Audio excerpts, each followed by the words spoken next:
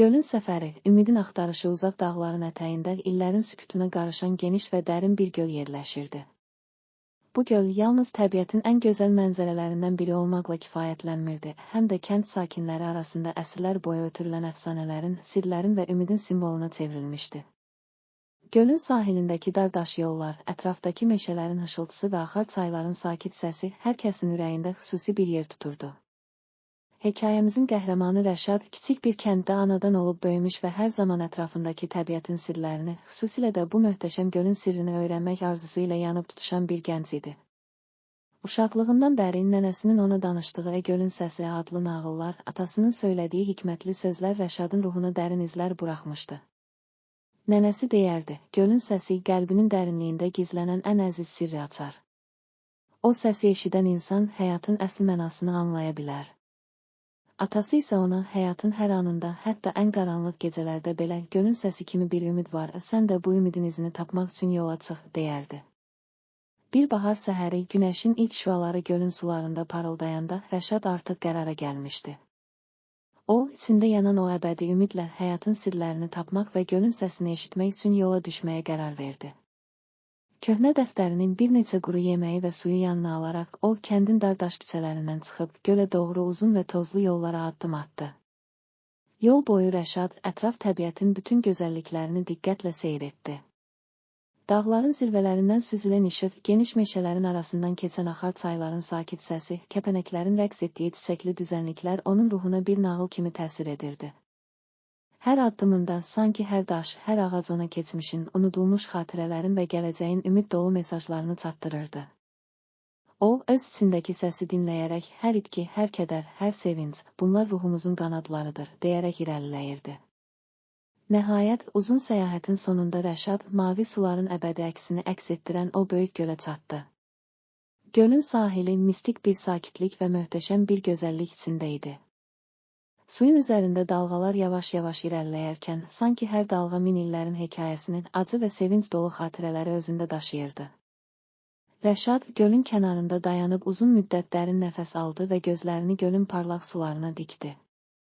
O an göl sanki ona danışırdı, gəl, mənim səsimlə öz qəlbini dinlə və həyatın əsl mənasını tap. Göldə əks olunan ulduzların parlaqlığı, göy üzündəki sükut və suyun sakit axışı Rəşadın ruhuna dərin təsir bağladı. O, qalanı tərk edən zaman kəndə qayıtmadan əvvəl göl kənarında bir müddət qaldı.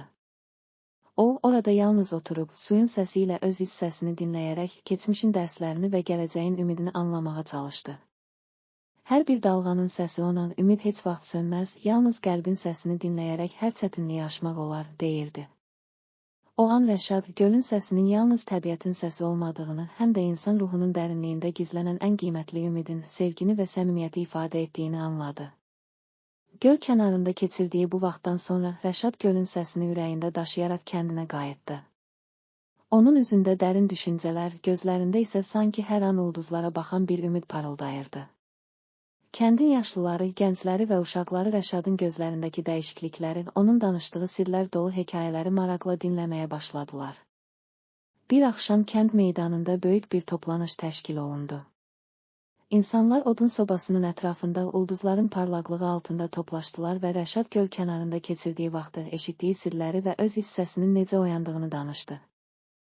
Əziz dostlar, deyə Rəşad sakit, amma dərin bir səs tonu ilə başladı. Gölün səsi yalnız təbiətin səsi deyil, o, bizim qəlbimizin, ruhumuzun səsidir. Mən burada, göl kənarında, hər bir dalğanın, hər bir ulduzun səsində bir nağıl, bir hikmət tapdım. Hər kədərin, hər itkinin arxasında gizlənən o səs, bizə sevginin, inamın və ümidin əbədi işığını bəxş edir. Biz yalnız öz hissəsimizi dinləsək, keçmişin hikmətini anlaya və gələcəyə doğru ümidlə addım atarıq. Həyatın əsl mənası hər an bizə yeni bir başlanğıc verir, hər qaranlıq gecənin sonunda parlaq bir günəş doğur. Bu sözlər kənd sakinlərinin qəlbində dərin izlər buraxdı. İnsanlar artıq yalnız gündəlik işlər və problemlər arasında itirdikləri anları deyil, həm də öz içlərindəki səsi tapmaq, keçmişin hikmətini mənimsəmək və gələcək üçün ümid dolu addımlar atmaq üçün yeni yollar axtarmağa başladılar.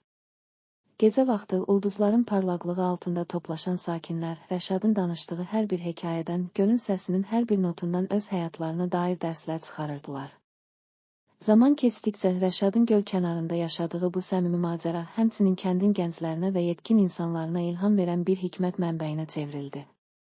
O, öz tapdıqlarının, gölün sirlərini və öz hissəsinin eşidilməsinin əhəmiyyətini bir kitab halına gətirməyə qərar verdi.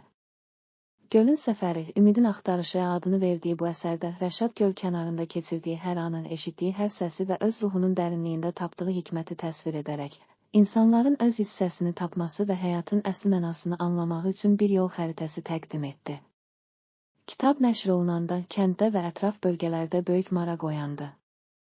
Hər kəs kitabın hər səhifəsində öz həyatlarından, keçmişin kədərindən, sevinclərindən və ümid dolu arzularından bir parça tapırdı. Gecə vaxtı ulduzların altında toplaşan insanlar kitabın sətirləri ətrafında uzun-uzun söhbətlər edərək öz hissəsini tapmaq, həyatın çətinliklərini aşmaq və hər kədərin arxasında gizlənən ümid dolu mesajları mənimsəmək üçün yeni yollar axtarırdılar. Rəşadın sözləri və kitabın verdiyi dərs yalnız onun şəxsi səyahətini əks etdirmirdi, o, hər kəsə öz içində gizlənən, bəzən susqun, bəzən coşqun olan o səsi eşitmək, həyatın hər anını dərin və mənalı yaşamaq haqqını xatırladırdı. Kənd sakinləri artıq qaranlıq gecələrin sonunda ulduzların parlaqlığı altında öz qəlbində doğan işığı, sevgi və inamı hiss edərək hər çətinliyi aşmaq, hər kədərin arxasında gizlənən yeni bir başlanğıc tapmaq üçün bir araya gəlirdi. Beləcə, Gölün səfəri, ümidin axtarışı adlı bu hekayə yalnız Rəşadın deyil, hər kəsin içində axtardığı, tapdığı və inkişaf etdirdiyi o səsi, həyatın, sevginin və ümidin əbədi melodiyasını ifadə etdi. Hər kəs qaranlıq gecələrin sonunda ulduzların parlaqlığı altında öz qəlbindəki səsi eşidərək həyatın əsl mənasını tapacaq və hər kədərin, hər itkinin arxasında gizlənən yeni ümid dolu səhifələr açacaq. Bu macəra dolu yolculuq bizə göstərir ki, həyatın ən böyük sərvəti xarici dünyada deyil, öz içimizdə, qəlbimizin dərinliyində gizlidir. Hər an eşidilən o səs, keçmişin hikmətini, hər kədərin və hər itkinin arxasında gizlənən dərsi və gələcəyin ümidini bizə bəxş edir. Biz, hər kəs, ürəyimizin səsini dinlədikcə həyatın bütün çətinliklərini aşır və öz nağıllarımızı, əbədi macəramızı yazırıq. Gölün səsi, dalğaların sükutlu melodiyası, ulduzların parlaqlığı və cəngəlliyin əbədi enerjisi ilə birləşərək hər kəsə ilham verir, bu, qəlbin səsinin eşidildiyi, sevgi, inam və ümidin parladığı bir dünyaya aparır. Hər kəs göl kənarından eşidilən bu səsin rəhbərliyində həyatın əsl mənasını anlamağa, keçmişin dərslərini mənimsəməyə və gələcəyə ümid dolu addımlar atmağa davam edəcək. Beləcə, Gölün səfəri, ümidin axtarışı adlı hekayəmiz hər kəsin içində gizlənən o səsi, həyatın, sevginin və ümidin əbədi melodiyasını ifadə edir.